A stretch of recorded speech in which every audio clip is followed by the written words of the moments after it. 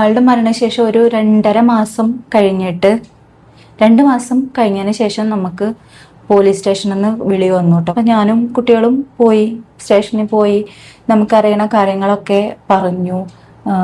അവിടുത്തെ SIയുടെ അടുത്ത് സംസാരിച്ചു.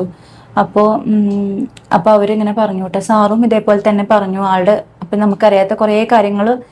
ഹിമാസ് മനോഹർ എന്ന് പറയുന്നൊരു യൂട്യൂബർ, ഹിമാസ് പെണ്ണേക്ക് എന്ന് പറയുന്ന യൂട്യൂബ് ചാനലിലൂടെ വർഷങ്ങളായി വീഡിയോസ് ചെയ്യുന്ന ഒരാളാണ്. പണ്ട് മുതലുള്ള ഫാമിലി വ്ളോഗർമാരിൽ ഒരാളാണെങ്കിലും അത്ര വ്യൂസോ സബ്സ്ക്രൈബേഴ്സ് ഉള്ള ചാനലൊന്നുമല്ല ഹിമയുടേത്. എന്നാൽ ഇപ്പൊ ഏകദേശം 2 ലക്ഷത്തിനടുത്ത് സബ്സ്ക്രൈബേഴ്സ് ഹിമയ്ക്കുണ്ട്. വീട്ടിലെ രസകരമായിട്ടുള്ള കാര്യങ്ങൾ, വീടും പരിസരങ്ങളും കാണിക്കുക, പിന്നെ പാചകം, കുട്ടികൾ, ദിനചര്യകൾ, ഇതൊക്കെയാണ് ഹിമയുടെ പ്രധാന കണ്ടന്റുകൾ. ആദ്യകാല വീഡിയോകളിൽ ഹിമയുടെ ഭർത്താവിനെ വ്ളോഗുകളിലൊക്കെ കാണാൻ സാധിച്ചിട്ടുണ്ടായിരുന്നു. പുറമേ നിന്ന് നോക്കുമ്പോൾ ഇവർ ഭാര്യ ഭർത്താക്കന്മാർ തമ്മിൽ എന്തെങ്കിലും പ്രശ്നമുള്ളതായി നമുക്ക് കാണാൻ സാധിച്ചിരുന്നില്ല. കാരണം ഇവരുടെ പ്രൈവറ്റ് കാര്യങ്ങളൊന്നും വീഡിയോസിൽ പങ്കുവെച്ചിട്ടുണ്ടായിരുന്നില്ല. നമുക്കറിയാം ഇപ്പൊ ഈ സിലു ടോക്സ് എന്ന് പറയുന്ന ചാനലൊക്കെ അതിലെ ഭാര്യയും ഭർത്താവും സെപ്പറേറ്റഡ് ആണെന്നുള്ള വീഡിയോ ഇടുന്നതിന് മുമ്പ് ഇതിനെക്കുറിച്ചുള്ള പല സൂചനകളും തരുന്ന വീഡിയോസ് ഇട്ടിട്ടുണ്ടായിരുന്നു. എന്നാൽ അതുപോലെ സൂചനകളൊന്നും ഹിമ നൽകിയിരുന്നില്ല. പെട്ടെന്നൊരു ദിവസം വന്ന് ഡിവോഴ്സിന്റെ കാര്യം പറയുകയായിരുന്നു. ഇവിടെ ഹിമയുടെ ഡിവോഴ്സ് അല്ലേ കേട്ടോ ചർച്ചാ വിഷയം. ഈ ഡിവോഴ്സ് കഴിഞ്ഞിട്ട് ഏകദേശം 1.5 വർഷത്തിന് മുകളിലായി. പിന്നെ എന്താണ് ഇവിടെ പ്രത്യേകിച്ച് പറയാനുള്ളത് എന്നല്ല നിങ്ങൾ ആലോചിക്കുന്നത്? പറയാനുണ്ട്. കാരണം ഹിമയുടെ എക്സ് ഹസ്ബൻഡ് ഇന്ന് ഈ ലോകത്തില്ല. അയാൾ മരിച്ചിരിക്കുകയാണ്. അയാളുടെ മരണവുമായി ബന്ധപ്പെട്ടുള്ള ദുരൂഹതകളാണ് നമ്മൾ ഇന്ന് ഡിസ്കസ് ചെയ്യുന്നത്. ഇനി ഹിമയെ കുറിച്ച് പരിചയമില്ലാത്ത ആളുകൾക്ക് വേണ്ടി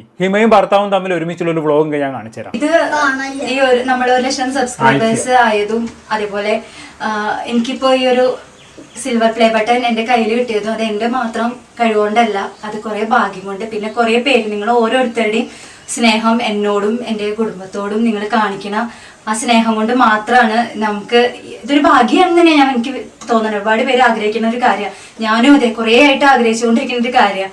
അത് ഇപ്പോഴെങ്കിലും എനിക്ക് നേടാൻ പറ്റിയത് നിങ്ങളുടെ ഓരോരുത്തരുടെയും സ്നേഹം കൊണ്ടും നിങ്ങൾ ഓരോരുത്തരുടെയും സപ്പോർട്ട് കൊണ്ടും നിങ്ങൾ ഓരോരുത്തരും സബ്സ്ക്രൈബ് ചെയ്തുകൊണ്ടും കൂടിയിട്ടാണ്. അപ്പം ഓക്കെ, ഇത് ഏകദേശം 5 വർഷം മുമ്പുള്ള വീഡിയോ ആണ്. അപ്പൊ വീഡിയോയിൽ കണ്ടതുപോലെ ഹിമയുടെ ഹസ്ബൻഡ്, 2 കുട്ടികൾ, ഇതായിരുന്നു ഹിമയുടെ ഫാമിലി. ഹിമയുടെ ഹസ്ബൻഡിനെ കാണുമ്പോൾ നമുക്ക് കുറച്ച് ഏജ്ഡ് ആയിട്ട് തോന്നാം. ഞാൻ ബോഡി ഷേവിംഗ് ചെയ്യുന്നതല്ല, ശരിക്കും ഇവര് തമ്മിൽ നല്ല പ്രായ വ്യത്യാസമുണ്ട്. വളരെ ചെറുപ്പത്തിൽ തന്നെയാണ് ഹിമ വിവാഹം കഴിക്കുന്നത്. +2 പഠിക്കുന്ന സമയത്താണ് അടുത്ത വീട്ടിലുള്ള ശ്രീജിത്ത് എന്ന വ്യക്തിയുമായി ഹിമ പരിചയത്തിലാവുന്നത്. വീട്ടുകാരുടെ പൂർണ്ണ പിന്തുണയോ തയ്യാറെടുപ്പോ ഒന്നും ഇല്ലാതെയാണ് ഹിമയുടെ കല്യാണം കഴിഞ്ഞത്. ശരിക്കും പറഞ്ഞാൽ 18 വയസ്സ് പൂർത്തിയാകുന്നതിന് മുമ്പേ തന്നെ വിവാഹം നടത്തണമെന്ന് ശ്രീജിത്തിന്റെ സമ്മർദ്ദവും ആ ബന്ധം ഉപേക്ഷിച്ച് കഴിഞ്ഞാണെങ്കിൽ എന്തെങ്കിലും സംഭവിക്കുമോ എന്ന ഹിമയുടെ പേടിയും ചേർന്ന അവസ്ഥയിലാണ് ഹിമ വിവാഹം എന്ന വലിയൊരു തീരുമാനം എടുക്കുന്നത്. ആ പ്രായത്തിൽ അവളുടെ ജീവിതത്തിലെ പക്വതക്കുറവ് അവളുടെ ജീവിതത്തെ നല്ല രീതിയിൽ ബാധിക്കുകയായിരുന്നു. വിവാഹ ജീവിതത്തിന് ശേഷമുള്ള ആദ്യ കാലത്ത് കുടുംബജീവിതം നന്നായി പോയെങ്കിലും പിന്നീട് ശ്രീജിത്തിന് സ്ഥിരമായി ജോലി ഇല്ലാത്തതും സ്ഥിരമായി വരുമാനമില്ലാത്തതും വലിയ പ്രശ്നങ്ങളായി മാറി. ഇടയ്ക്കിടെ എന്തെങ്കിലുമൊക്കെ ജോലികൾ ചെയ്യുമെങ്കിലും ഒരു സ്ഥിര ജോലിയോ സ്ഥിര വരുമാനമോ ഒന്നും ശ്രീജിത്തിന് ഇല്ലായിരുന്നു.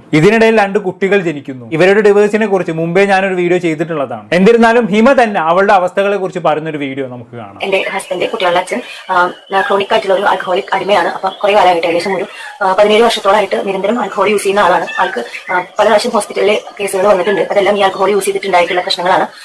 പരമാവധി നമ്മൾ പോകാൻ ഒരു സ്ഥലം ഇല്ലാത്തതുകൊണ്ടും പ്രണയവിവാഹം ആയതുകൊണ്ടും വീട്ടുകാരെ എതിർത്ത് ഇറങ്ങി വന്നതുകൊണ്ടും വീട്ടിലെ സാഹചര്യങ്ങളുകൊണ്ടും നമുക്ക് ഒരു പ്രശ്നം ഉണ്ടാകുമ്പോൾ തിരിച്ച് വീട്ടിലേക്ക് പോകാൻ പറ്റാതെ അല്ലെങ്കിൽ അങ്ങനെ അവർക്ക് നമ്മളെ ഒരു ബാധ്യതയാവും. വീട്ടിലുള്ളവർക്ക് തിരിച്ച് നമ്മുടെ മക്കളുമായിട്ട് കയറി ചെന്ന് കഴിഞ്ഞാൽ അവരൊരു ബാധ്യതയാവുമെന്ന് നമുക്ക് അറിയണ കാരണം കൊണ്ട് നമ്മൾ പരമാവധി അഡ്ജസ്റ്റ് ചെയ്തിട്ടും മക്കളുടെ ഭാവി ഓർത്തിട്ടും നമ്മളൊരു ദിവസം വീട്ടിൽ നിന്ന് ഇറങ്ങി പോയി കഴിഞ്ഞാൽ നമുക്ക് വാടകയ്ക്ക് വീട് എടുക്കണം, വരുമാനം വേണം, അതിൻ്റെതായ രീതിയിൽ ജീവിക്കാനുള്ള ബുദ്ധിമുട്ടുകളോടും നമ്മൾ പരമാവധി ഈ ഒരു സ്റ്റേജ് വരെ സഹിച്ച് പിടിച്ച് നിന്നു.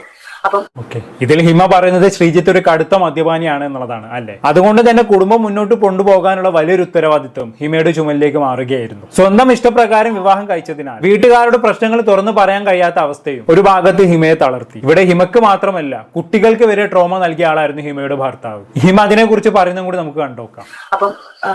കുട്ടികൾ ഏകദേശം ഒരു 6-7 വയസ്സ് മുതലേ നിരന്തരമായിട്ടുള്ള മാനസികമായിട്ടുള്ള ട്രോമയിൽ കൂടെയാണ് ഉണ്ണിയും അച്ചുമൊക്കെ കടന്നു പോകുന്നത്. പുണ്ണിയുടെ ഒരു ക്യാരക്ടർ ചേഞ്ച് തന്നെ നോക്കിക്കഴിഞ്ഞാൽ മനസ്സിലാവും. ഉണ്ണി കഴിഞ്ഞ 2 വർഷങ്ങളായിട്ട് ഞങ്ങളുടെ ലൈഫ് ഞങ്ങൾ വളരെയധികം അനുഭവിച്ചുകൊണ്ടിരിക്കുകയാണ്. പരമാവധി നമ്മൾ മാറ്റാനായിട്ട് ശ്രമിക്കുകയാണെങ്കിലും ഇത് യാതൊരു മാറ്റം സംഭവിക്കുന്നില്ല. ആള് മദ്യപിച്ച് വന്ന് വളരെ മോശം രീതിയിലാണ് പ്രശ്നങ്ങൾ ഉണ്ടാക്കിക്കൊണ്ടിരിക്കുന്നത്. കുട്ടികളെയൊക്കെ മാനസികമായിട്ട് ശാരീരികമായിട്ട് ഉപദ്രവിക്കുക, തെറി പറയുക. അപ്പൊ ഉണ്ണിയുടെ 10ാം ക്ലാസ് എക്സാമിന്റെ സമയത്ത് ഉണ്ണിക്ക് പഠിക്കാൻ പോലും പറ്റാണ്ട് വീട്ടിൽ അത്രയും ബുദ്ധിമുട്ടും കാര്യങ്ങളും ഉണ്ടാക്കിയിരുന്നത്. നമ്മളെ സമയത്ത് വീട് മാറി പോകാനും പിരിയാനൊക്കെ തീരുമാനിച്ചതായിരുന്നു. ഞാൻ അങ്ങനെ തീരുമാനിച്ചായിരുന്നു. പക്ഷെ നേരത്തെ പറഞ്ഞതുപോലെ സാമ്പത്തികമായിട്ടുള്ള ബുദ്ധിമുട്ടുണ്ട്. നമുക്ക് എന്റെ വീട്ടിൽ എനിക്ക് പോയി നിൽക്കാൻ പറ്റാത്തൊരു സാഹചര്യം.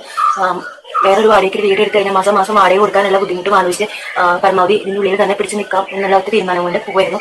നമ്മുടെ മാനസികമായിട്ട് നമ്മുടെ സന്തോഷം അതുപോലെ കുട്ടികളുടെ സന്തോഷം എല്ലാം ഇല്ലാണ്ടായിട്ടും ഈ ഒരു സാമ്പത്തികമായ ബുദ്ധിമുട്ടുണ്ട്. എന്നെ പോലെയുള്ള ഒരുവിധം സ്ത്രീകളെല്ലാം നമ്മൾ പുറമേ കാണുമ്പോൾ നമ്മൾ ഭയങ്കര ഹാപ്പി ആയിട്ടായിരിക്കും ജീവിക്കുന്നത്. പക്ഷെ ഇതുപോലെ ഇത്തരം ആക്രമണങ്ങൾ വീടിനുള്ളിൽ സഹിച്ചിട്ടും നമുക്ക് പോകാൻ ഒരു സ്ഥലം ഇല്ലാത്തതുകൊണ്ടും അല്ലെങ്കിൽ നമുക്ക് സാമ്പത്തികമായിട്ട് ബുദ്ധിമുട്ട് ഉള്ളതുകൊണ്ട് നമ്മൾ ഒറ്റയ്ക്ക് കൈകാര്യം ചെയ്യേണ്ടി വരുന്നുണ്ട്. വീണ്ടും ഒരു ചെലവെടുത്ത് തലയിൽ വെക്കാനുള്ള ഭയം കൊണ്ടും ചിലപ്പോൾ നമ്മൾ ഒക്കെ ഒറ്റയ്ക്ക് സഹിക്കും. ഓക്കെ, അപ്പൊ ഇയാളുടെ ഈ ടോക്സിക് ബിഹേവിയർ ജീവിതകാലം മുഴുവനും കുട്ടികളെ വേട്ടയാടുന്നു മനസ്സിലാക്കിയതോടെയാണ് ഹിമ ഡിവേഴ്സിനെ കുറിച്ച് ചിന്തിച്ചത്. ഈ സാഹചര്യത്തിലാണ് ഹിമ ആ ബന്ധം അവസാനിപ്പിച്ചത്. യാതൊരു സ്വത്തവകാശവും ആവശ്യപ്പെടാതെ 2 കുട്ടികളെയും കൂട്ടി ആ വീട്ടിൽ നിന്ന് മാറുന്നത്. അവർ താമസിച്ചിരുന്ന വീട് നിയമപരമായി ശ്രീജിത്തിന്റെയും അമ്മയുടെയും പേരിലായിരുന്നു. അതുകൊണ്ടാണ് വീടിന്മേലൊന്നും അവകാശം ഉന്നയിക്കാതെ ഹിമയും കുട്ടികളും അവിടെ നിന്നും മാറി വാടക വീട്ടിലേക്ക് താമസം മാറുന്നത്. പിന്നീട് അവിടെ വെച്ച് വ്ളോഗുകളെല്ലാം ചെയ്ത് ഹിമ സന്തോഷത്തോടുകൂടി ജീവിക്കുകയായിരുന്നു. എന്നാൽ 2 മാസങ്ങൾക്ക് മുമ്പ് പേഴ്സണൽ അപ്ഡേറ്റ് എന്ന ടൈറ്റിലിൽ ഹിമ ഒരു വീഡിയോ ചെയ്തിട്ടുണ്ടായിരുന്നു. അവിടെ തൊട്ടാണ് വീണ്ടും പ്രശ്നങ്ങൾ തുടങ്ങുന്നത്. നമുക്ക് ആ വീഡിയോ ഒന്ന് കണ്ടുനോക്കാം. ഉണ്ണിയുടെയും അച്ഛൻ്റെയും അച്ഛൻ മരണപ്പെട്ടു. അപ്പം നമ്മുടെ വീഡിയോസ് കാണുന്നവർക്ക് അറിയാം, ഞങ്ങൾ സെപ്പറേറ്റഡ് ആയിരുന്നു 1.5 വർഷമായിട്ട്. അപ്പം ഞങ്ങൾ പിരിഞ്ഞതിന് ശേഷം ഒരു 5-6 മാസം കഴിഞ്ഞപ്പം ആൾ അവിടുന്ന് വീടും സ്ഥലമെല്ലാം വിറ്റ് ആനക്കര എന്ന് പറയുന്ന ഒരു സ്ഥലത്തായിരുന്നു പിന്നെ ഉണ്ടായിരുന്നത്. അവിടെ എന്തോ ഒരു ഫർണിച്ചർ ബിസിനസ്സും അതിന്റെ പാർട്ട്ണർഷിപ്പും ഒക്കെ ആയിട്ട് ആ ഒരു സൗകര്യത്തിന് വേണ്ടി അവിടെയായിരുന്നു താമസിച്ചിരുന്നത്. അപ്പൊ ഒരു ന്യൂ ലൈഫ് ആളും മുന്നോട്ട് കൊണ്ടുപോകുമായിരുന്നു. അപ്പം അതിന്റെ ഇടയിലാണ് ഇതെല്ലാം സംഭവിക്കുന്നത്. മരണം അറിയാനായിട്ട് വൈകി. നാച്ചുറൽ ഡെത്ത് തന്നെയാണെന്നാണ് ഞാൻ അറിഞ്ഞത്. അപ്പോൾ നമുക്ക് ചെയ്യാൻ പറ്റുന്ന കാര്യങ്ങളൊക്കെ, കുട്ടികൾക്ക് ചെയ്യാൻ പറ്റുന്ന കാര്യങ്ങളൊക്കെ നമ്മൾ ചെയ്തു. പിന്നെ ഇനി പറയുന്നത് നമുക്ക് പ്രാർത്ഥിക്കാം ആൾക്ക് വേണ്ടിയിട്ട്. അപ്പൊ ഇനി കമന്റ്സ് ഒത്തിരി വരുന്നുണ്ട്. അപ്പൊ എനിക്ക് അത് ബുദ്ധിമുട്ടുണ്ട്. അപ്പൊ അതുകൊണ്ടാണ് ഞാൻ വീഡിയോ ആയിട്ട് ചെയ്തത്. നിങ്ങളത് മനസ്സിലാക്കുമെന്ന് വിചാരിക്കുന്നു. അതേപോലെ തന്നെ എൻ്റെ കാര്യം നിങ്ങൾക്കറിയാലോ, ഞാൻ ഇങ്ങനെയാണ്, ഇതാണ് എൻ്റെ ഒരു ജീവിതമാർഗം. ഓക്കെ, അപ്പൊ അങ്ങനെയൊക്കെയാണ് കാര്യങ്ങൾ. മുൻ ഭർത്താവ് മരിച്ചത് അല്പം വൈകിയാണ് ഹിമ അറിഞ്ഞതെങ്കിലും കുട്ടികളെ കൊണ്ട് ചെയ്യിപ്പിക്കേണ്ട ചടങ്ങുകളെല്ലാം ഹിമ ചെയ്യിപ്പിച്ചിട്ടുണ്ടെന്നാണ് ഇതിൽ പറയുന്നത്. വലിയ വിശദീകരണങ്ങളോ വികാര പ്രകടനങ്ങളോ ഒന്നുമില്ലാതെ തന്റെ കുട്ടികളുടെ അച്ഛൻ മരിച്ചു എന്നുള്ള കാര്യം വളരെ ലളിതമായാണ് ഹിമ ഇവിടെ അറിയിക്കുന്നത്. താൻ എത്ര ഉപദ്രവിച്ച ആളാണെങ്കിലും അയാളുടെ മരണത്തെ ബഹുമാനത്തോടു കൂടി തന്നെയാണ് ഹിമ കണ്ടത്. എന്നിരുന്നാലും ഇതിനുശേഷം 3 ദിവസങ്ങൾക്ക് മുമ്പ് ഹിമ മറ്റൊരു വീഡിയോ കൂടി ചെയ്തിട്ടുണ്ടായിരുന്നു. ഹസ്ബൻഡിന്റെ മരണശേഷം ഞാൻ കണ്ടെത്തിയ സത്യങ്ങൾ എന്നായിരുന്നു അതിന്റെ ടൈറ്റിൽ. ആ വീഡിയോ ഇപ്പൊ അത്യാവശ്യം വൈറലായി മാറിക്കൊണ്ടിരിക്കുകയാണ്. എന്തായാലും അതിൽ വളരെ ആലോചിച്ച ശേഷമാണ് ഞാൻ ഈ വീഡിയോ ചെയ്യുന്നത് എന്നൊക്കെ ഹിമ പറയുന്നുണ്ട്. ഭർത്താവ് മരിച്ചില്ലേ, ഇനിയിപ്പോ ഹസ്ബൻഡിന്റെ വീട്ടിലേക്ക് പോയിക്കൂടെ എന്നൊക്കെ പലരും മെസ്സേജ് അയച്ച് ചോദിക്കുന്നുണ്ട് എന്നൊക്കെ ഹിമ പറയുന്നുണ്ട്. എന്നാൽ ഹിമ പറയുന്നത് എക്സ് ഹസ്ബൻഡ് മുമ്പേ തന്നെ വീട് വിറ്റിട്ടുണ്ടായിരുന്നു എന്നാണ്. ഇനിയിപ്പോ ആ വീട് വിറ്റിട്ടില്ലെങ്കിലും പുള്ളിക്കാരൻ ഒന്നും തന്നെ ഞാൻ ആഗ്രഹിക്കുന്നില്ല എന്ന് ഹിമ തുറന്ന് പറയുന്നുണ്ട്. എല്ലാ ബന്ധങ്ങളും ഉപേക്ഷിച്ച് ഇറങ്ങിയതാണ് അവിടുന്ന്. അങ്ങനെ തന്നെ തുടരാനാണ് താൻ ആഗ്രഹിക്കുന്നത് എന്നാണ് ഹിമയുടെ അഭിപ്രായം. എന്നിരുന്നാലും ഹിമയുടെ മുൻ ഭർത്താവായിട്ടുള്ള ശ്രീജിത്തിന്റെ മരണശേഷം പോലീസ് സ്റ്റേഷനിൽ നിന്ന് വിളിച്ചപ്പോൾ മാത്രമാണ് ഹിമക്ക് പല കാര്യങ്ങളും വ്യക്തമായത്. അതെന്താണെന്ന് വെച്ചാണെങ്കിൽ ശ്രീജിത്തിന്റെ മരണം വളരെ ഒറ്റപ്പെട്ട അവസ്ഥയിലാണ് സംഭവിക്കുന്നത്. മുന്നേ ഷുഗർ പേഷ്യന്റ് ആയിരുന്ന ശ്രീജിത്ത് ഇപ്പൊ ഷുഗർ വളരെ കുറഞ്ഞ അവസ്ഥയിലാണ് മരിക്കുന്നത്. സ്വന്തം വീട് വിറ്റ് ഇയാൾ വാടക വീട്ടിലായിരുന്നു താമസം, ഒറ്റയ്ക്ക് തന്നെയായിരുന്നു താമസം. അതുകൊണ്ട് തന്നെ അയാളുടെ മരണം സംഭവിച്ച ഒരുപാട് ദിവസങ്ങൾ കഴിഞ്ഞാണ് പുറലോകം അറിയുന്നത്. ഞാൻ നേരത്തെ പറഞ്ഞ പോലെ ആദ്യമേ ഷുഗർ പേഷ്യന്റ് ആയിരുന്നു ഇയാൾ, ഇൻസുലിൻ ഒക്കെ എടുക്കുന്നുണ്ട്. ഹിമയുടെ കൂടെ ഉണ്ടായിരുന്നപ്പോഴും ഇതിന്റെ ട്രീറ്റ്മെന്റ് ഒക്കെ ചെയ്തിട്ടുള്ളതാണ്. എന്നിരുന്നാലും ഒരു കാര്യത്ത് കുടുംബത്തെ ദ്രോഹിച്ച ഒരാൾക്ക് ഇങ്ങനെ ഒരു മരണം തന്നെയാണ് അയാൾക്ക് കിട്ടാവുന്ന ഏറ്റവും വലിയ ശിക്ഷ. എന്നിരുന്നാലും ഇതിനെക്കുറിച്ച് ഹിമ പറയുന്നത് നമുക്കൊന്ന് കേട്ടോക്കാം. ആളുടെ മരണശേഷം ഒരു 2.5 മാസം കഴിഞ്ഞിട്ട് 2 മാസം കഴിഞ്ഞതിന് ശേഷം നമുക്ക് പോലീസ് സ്റ്റേഷനിൽ നിന്ന് വിളി വന്നു കേട്ടോ, കോള് വന്നു ചെല്ലാൻ പറഞ്ഞിട്ട്. അതായത് ഇപ്പം ആള് മരിച്ചിട്ട് കുറച്ച് ഒരു വാർത്തയായ മരണമായിരുന്നു. അപ്പോൾ എന്താന്ന് വെച്ചാൽ കൂടെ ആരും ഉണ്ടായിരുന്നില്ല മരിച്ച സമയത്ത്. അപ്പോൾ അതുകൊണ്ട് തന്നെ അങ്ങനെ മരിച്ചപ്പോൾ ഒരു അസ്വാഭാവിക മരണം എന്നുള്ള രീതിയിൽ പോലീസ് കേസ് എടുത്തിട്ടുണ്ടായിരുന്നു. അപ്പം അതിൻ്റെ ഭാഗമായിട്ട് മൊഴി കൊടുക്കാനാണ് ഞങ്ങളെ വിളിപ്പിച്ചേട്ടോ. അപ്പം ഞാനും കുട്ടികളും പോയി, സ്റ്റേഷനിൽ പോയി നമുക്കറിയണ കാര്യങ്ങളൊക്കെ പറഞ്ഞു. അവിടുത്തെ എസ് ഐയുടെ അടുത്ത് സംസാരിച്ചു. അപ്പോൾ അവരിങ്ങനെ പറഞ്ഞു കേട്ടോ. സാറും ഇതേപോലെ തന്നെ പറഞ്ഞു ആളുടെ. അപ്പം നമുക്കറിയാത്ത കുറേ കാര്യങ്ങൾ അവിടെ നിന്നാണ് നമുക്ക് കിട്ടിയത്. അപ്പോൾ ആള് ഷുഗർ ലോ ആയിട്ടാണ് മരണപ്പെട്ടതെന്നാണ് പറഞ്ഞു കേട്ടോ. നമുക്ക് അവിടെ നിന്ന് കിട്ടിയ വിവരം ആൾക്ക് ഷുഗർ കൂടുതലായിരുന്നു. ഞങ്ങൾ ഒരുമിച്ച് താമസിക്കുന്ന സമയത്ത് ഷുഗർ ഭയങ്കര കൂടുതലായിരുന്നു. ഇൻസുലിനൊക്കെ എടുത്തിരുന്നതാണ്. പിന്നെ എന്തോ പ്രകൃതി ചികിത്സയ്ക്കോ മറ്റോ പോയിട്ടുണ്ടായിരുന്നു അത്രേ. ഇതൊക്കെ നമുക്ക് പോലീസ് സ്റ്റേഷനിൽ കിട്ടിയവരാണ്, എനിക്കൊന്നും അറിയില്ല, നേരിട്ട് അറിയില്ല. അപ്പം ആ പ്രകൃതി ചികിത്സയ്ക്ക് പോയതിന് ശേഷം ഷുഗർ വല്ലാണ്ട് കുറഞ്ഞു. പിന്നെ ഷുഗർ കൺട്രോൾ ഇല്ലാണ്ട് ഇടയ്ക്ക് കൂടുക ഇടയ്ക്ക് കുറയുക അങ്ങനെ ആയിരുന്നു എന്നാണ് അവർ പറഞ്ഞത്. അപ്പോൾ കുറേ വട്ടം ഇതിനു മുന്നേയും ഹോസ്പിറ്റലിൽ കൊണ്ടുപോയിട്ടുണ്ട്. ഇങ്ങനെ പെട്ടെന്ന് ഷുഗർ കുറയും അങ്ങനെയൊക്കെ ഉണ്ടായിരുന്നു പറഞ്ഞു. അപ്പോൾ അതൊന്നും എനിക്ക് അറിയണ്ടായിരുന്നില്ല.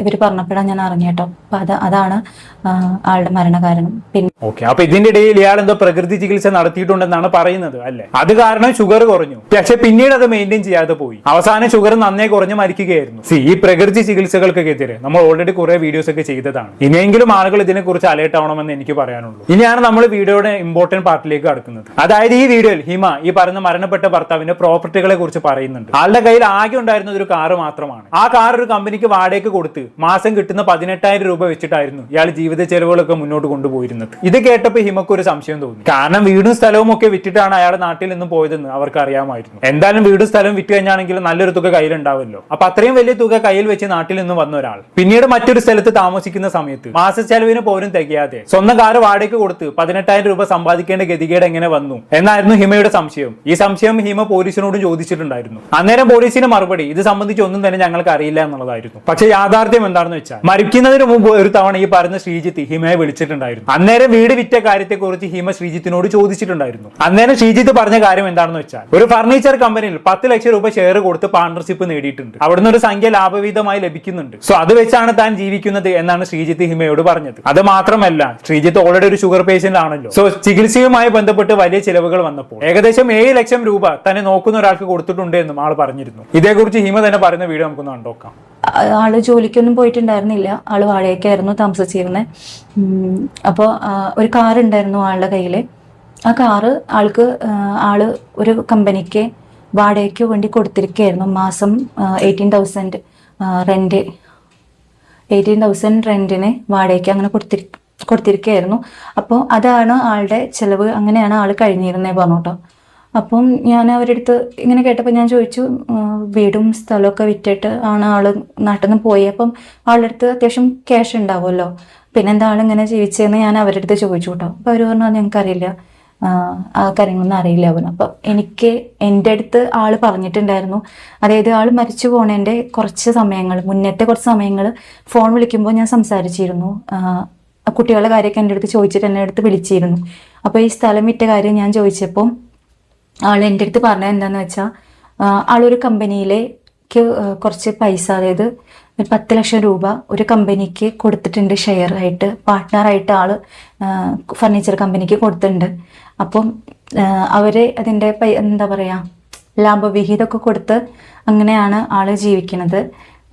അങ്ങനെയാണ് പറഞ്ഞു കേട്ടോ. 10 ലക്ഷം രൂപ ഇവർക്ക് കൊടുത്തിട്ടുണ്ട്. പിന്നെ ഒരു 7 സംതിങ്ങിൻ്റെ അടുത്ത്, ഇതെനിക്ക് പറയാൻ പറ്റുമോയെന്ന് അറിയില്ല, പറഞ്ഞിട്ട് ചികിത്സയുടെ ഭാഗമായിട്ട് ആൾക്ക് ഹോസ്പിറ്റൽ കേസും കാര്യങ്ങളൊക്കെ വന്നപ്പം ആരാണ് ആ ചെലവ് എടുത്തതെന്ന് വെച്ചാൽ അവർക്ക് 7 ലക്ഷം രൂപ കൊടുത്തു എന്ന് പറഞ്ഞു കേട്ടോ.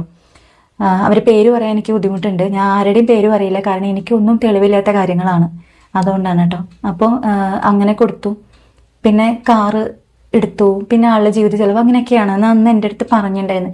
ഇതേ കാര്യം തന്നെ എൻ്റെ അച്ഛനോടും എൻ്റെ അച്ഛനായിട്ട് ആൾ വിളിച്ച് സംസാരിക്കാറുണ്ടായിരുന്നു.